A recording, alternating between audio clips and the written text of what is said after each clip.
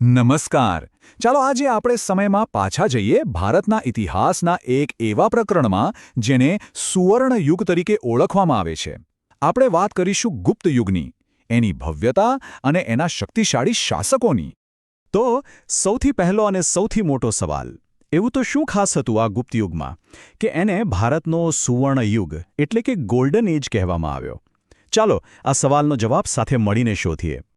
આપણી આખી વાતને સમજવા માટે આપણે ગુપ્ત યુગની શરૂઆતથી માંડીને એના મહાન સમ્રાટો વિશે જાણીશું. પછી જોઈશું કે વિક્રમાદિત્યના સમયમાં શું થયું અને સામ્રાજ્યનો અંત કેવી રીતે આવ્યો. અને ત્યાંથી આગળ વધીને હર્ષવર્ધન અને પુલકેશી બીજા જેવા શક્તિશાળી રાજાઓની વાત પણ કરીશું. તો આપણી આ વાર્તાની શરૂઆત થાય છે ઈસવીસન 3જી સદીમાં મગધના પ્રદેશથી. અહીં એક નવા રાજવંશનો ઉદય થયો, ગુપ્તવંશ, જેણે ખરેખર ઇતિહાસની દિશા બદલી નાખી અને એક સુવર્ણયુગનો પાયો નાખ્યો. જુઓ, દરેક મહાન સામ્રાજ્યની શરૂઆત ક્યાંકથી તો થાય જ છે ને, બરાબર ને? અહીં સ્થાપક હતા શ્રીગુપ્ત, પણ સામ્રાજ્યને જે તાકાત અને વિસ્તાર મળ્યો એનો ખરો શ્રેય જાય છે ચંદ્રગુપ્ત પહેલાને. એમણે તો મહારાજાધિરાજનું બિરુદ પણ મેળવ્યું હતું, જેનો અર્થ થાય છે રાજાઓના પણ રાજા. તો કોણ હતા એ લોકો, એ શાસકો જેમણે આ સુવર્ણયુગનું નિર્માણ કર્યું? ચાલો હવે આપણે એ મહાન ગુપ્ત સમ્રાટોને મળીએ જે આ યુગના સાચા શિલ્પકારો હતા. અને આ યાદીમાં સૌથી પહેલું અને દમદાર નામ આવે છે સમ્રાટ સમુદ્રગુપ્તનું.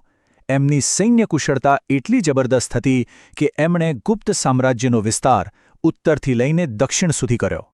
તો ખરી મજાની વાત તો એ છે કે સમુદ્રગુપ્ત માત્ર એક યોદ્ધા જ નહોતા, એમનામાં એક કલાકાર પણ છુપાયેલો હતો.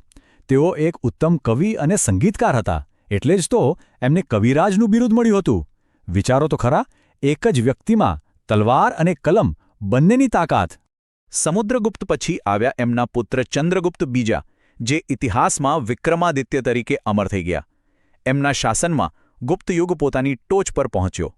કળા, સાહિત્ય, વિજ્ઞાન દરેક ક્ષેત્રમાં અદ્ભુત પ્રગતિ થઈ. જરા કલ્પના કરો એક એવા દરબારની જ્યાં એક તરફ મહાકવિ કાલિદાસ હોય, બીજી તરફ વૈદ્યરાજ ધન્વંતરી હોય અને સાથે વરાહમિહિર જેવા મહાન ખગોળશાસ્ત્રી પણ હોય. આ હતા વિક્રમાદિત્યના નવરત્નો, એમના સમયના 9 સૌથી તેજસ્વી અને વિદ્વાન લોકો. અને જો એ સમયની વૈજ્ઞાનિક પ્રગતિનો કોઈ જીવતો જાગતો પુરાવો જોવો હોય તો એ છે દિલ્હીનો મહેરૌલી લોહ સ્તંભ. 1600 વર્ષથી પણ વધારે સમય થઈ ગયો ખુલ્લા આકાશ નીચે ઊભો છે, પણ આજ સુધી એને કાટ નથી લાગ્યો. આ ખરેખર અકલ્પનીય છે. પણ સમય હંમેશા એક સરખો નથી રહેતો. વિક્રમાદિત્યના શાનદાર શાસન પછી ધીમે ધીમે બાહ્ય આક્રમણો અને આંતરિક સમસ્યાઓને કારણે ગુપ્ત સામ્રાજ્ય નબળું પડવા લાગ્યું અને એનો અંત આવ્યો. ગુપ્ત સામ્રાજ્યના અંત પછી ઉત્તર ભારતમાં જે રાજકીય ખાલીપો સર્જાયો હતો એને ભર્યો સમ્રાટ હર્ષવર્ધને. એમણે માત્ર એક મજબૂત રાજ્ય જ ન સ્થાપ્યું, પણ ગુપ્ત યુગના ભવ્ય સાંસ્કૃતિક વારસાને પણ ખૂબ સારી રીતે આગળ વધાર્યો. હર્ષવર્ધન પણ એક અનોખા શાસક હતા. એક તરફ તેઓ મહાન વિજેતા હતા, તો બીજી તરફ તેમણે નાગાનંદ અને રત્નાવલી જેવા પ્રખ્યાત સંસ્કૃત નાટકો પણ લખ્યા હતા. એમના સમયમાં ચીનથી પ્રવાસી હ્યુ એનસાંગ પણ ભારત આવ્યા હતા. હર્ષવર્ધનના શાસનકાળમાં નાલંદા વિદ્યાપીઠ પોતાના શ્રેષ્ઠ સમયમાં હતી. એ માત્ર ભારતનું જ નહીં પણ આખી દુનિયા માટે જ્ઞાનનું કેન્દ્ર હતી. હ્યુ એન ત્સાંગે પોતે અહીં રહીને વર્ષો સુધી અભ્યાસ કર્યો હતો અને નાલંદાની ખૂબ પ્રશંસા કરી હતી. પણ એવું નહોતું કે ઉત્તર ભારતમાં માત્ર હર્ષવર્ધનનો જ દબદબો હતો. એ જ સમયે દક્ષિણમાં પણ એક ખૂબ જ શક્તિશાળી રાજા શાસન કરી રહ્યા હતા. અને રાજા હતા ચાલુક્ય વંશના પુલકેશી બીજા. જ્યારે હર્ષવર્ધને પોતાની સેના લઈને દક્ષિણ તરફ આગળ વધવાનો પ્રયાસ કર્યો ત્યારે નર્મદા નદીના કિનારે આ બે મહાશક્તિઓ વચ્ચે એક ભીષણ યુદ્ધ થયું, ઉત્તર વિરુદ્ધ દક્ષિણ. અને આ યુદ્ધનું પરિણામ શું આવ્યું? પુલકેશી બીજાએ હર્ષવર્ધનની વિજય યાત્રાને નર્મદા નદી પર જ રોકી દીધી. આ ભવ્ય જીત પછી તેમણે પરમેશ્વર એટલે કે સર્વોચ્ચ સ્વામીનું બિરુદ ધારણ કર્યું.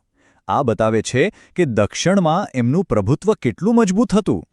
તો આ બધા મહાન શાસકો અને એમના સમયની વાત કર્યા પછી ચાલો આપણે પાછા આપણા મૂળ સવાલ પર આવીએ. આખરે શા માટે ગુપ્ત યુગને સુવર્ણયુગ કહેવામાં આવે છે? જવાબ બહુ સ્પષ્ટ છે. કારણ કે આ માત્ર યુદ્ધ અને વિજયોનો યુગ નહોતો. આ યુગ હતો વિજ્ઞાનનો, જેમાં શૂન્યની શોધ થઈ. આ યુગ હતો સાહિત્યનો, જેમાં કાલિદાસ જેવા મહાકવિઓએ અમર રચનાઓ કરી. આ યુગ હતો કળા અને સ્થાપત્યનો, અને સૌથી અગત્યનું, આ એવો સમય હતો જેમાં શાંતિ, સમૃદ્ધિ અને એક સારો વહીવટ હતો. ગુપ્ત યુગ અને ત્યાર પછીના શાસકોનો આ ભવ્ય વારસો આજે પણ આપણી સંસ્કૃતિમાં જીવંત છે. એમની સિદ્ધિઓ આપણને સતત યાદ અપાવે છે કે ભારતનો ભૂતકાળ કેટલો ગૌરવશાળી હતો. અને આ આપણને એક સવાલ પર વિચારવા મજબૂર કરે છે કે જો એ સુવર્ણયુગમાંથી કોઈ એક વસ્તુ આજે પાછી લાવી શકાય તો એ કઈ હોવી જોઈએ.